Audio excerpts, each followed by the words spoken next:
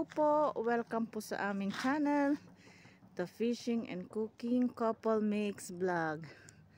Nandito po kami, kadarating po namin ni Kapartner Maron dito po sa aming squidding site, pero hindi pa po kami nakakarating doon.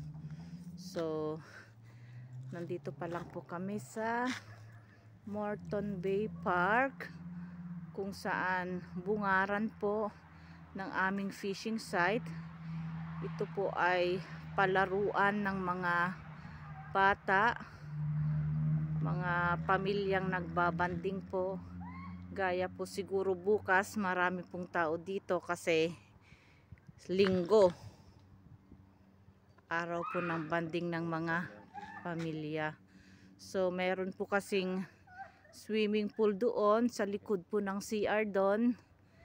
Tapos dito po yung sa fountain. Tingnan po natin, pero pag ganito po kasing gabi na walang tao, hindi po gumagana yung fountain nila. At ito po, simula na naman po kasi malapit na naman po ang Christmas. Naglalagay na po sila ng mga Christmas lights dito sa puno. So bali, 2 puno pa lang po ang nalagyan nila ng Christmas lights. Pero lahat po ng puno dito mapupuno po ng mga Christmas lights kapag September na po. So ito po palaruan ng mga bata, na andun po yung fountain. At andun rin po yung aking kapartner Maron na nakatayo at nagmamasid sa kagandahan ng aming nakikita dito na Christmas lights.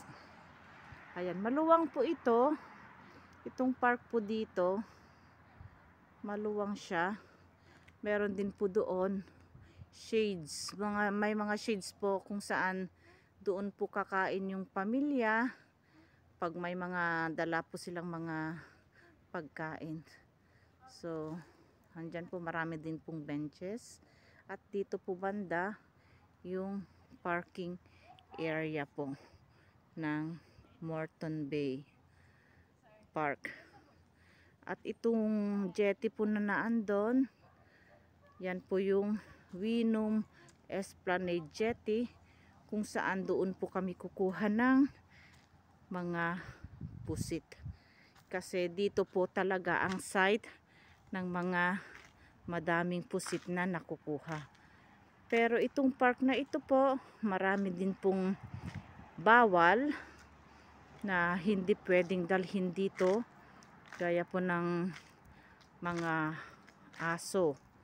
Hindi rin po pwede dito yung mga nagja-jogging. At lalong-lalong hindi pwede yung magda-dive po doon sa dagat kasi may mga bato po. Kaya hindi po kailangang mag-dive sila. Ito na po yung ating Christmas lights. Merry Christmas in advance po. Isang puno po. Bali 2 puno ang nalalagyan pa po nila. Ayan. Ayan.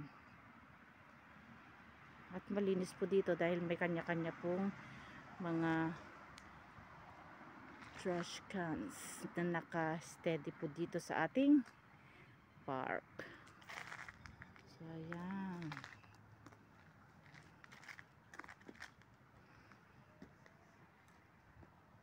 Doon po sa may mga ilaw doon, yun po yung jetty na pupuntahan namin ni Kapartner Maron para mag-squidding ngayong gabi. So, antabayaran niyo po kung may makukuha po kami o baka ayaw kaming lapitan ng squid. So, makikita po natin kung ano po yung outcome ng pagpunta namin dito, kung may makukuha ba kami o wala.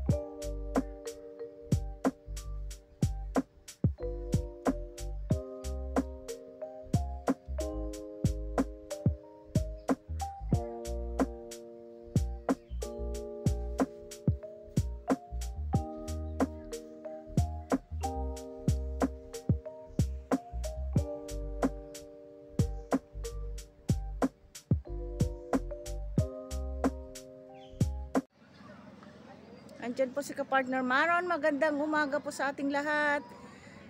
Welcome po sa aming channel, The Fishing and Cooking Couple Mix Vlog. Andito po ako sa taas.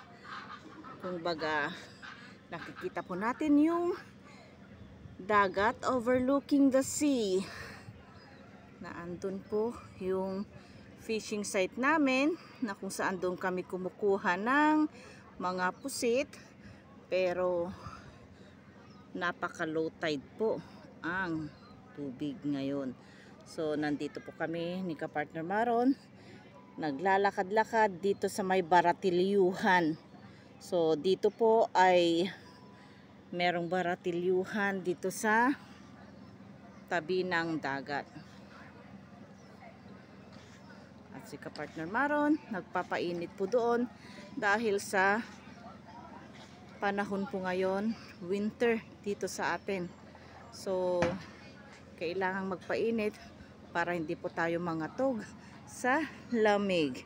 So nag-order po kami ng makakain dito sa gilid bago mamalengke, kasi nagpalengke na po kami ng mga murang gulay dito sa tabi ng dagat. Meron po kaming binili na pork barbecue sa pwesto po ng mga Vietnamese. So ayan po, dito po tayo sa taas. Maraming salamat sa mga nanood.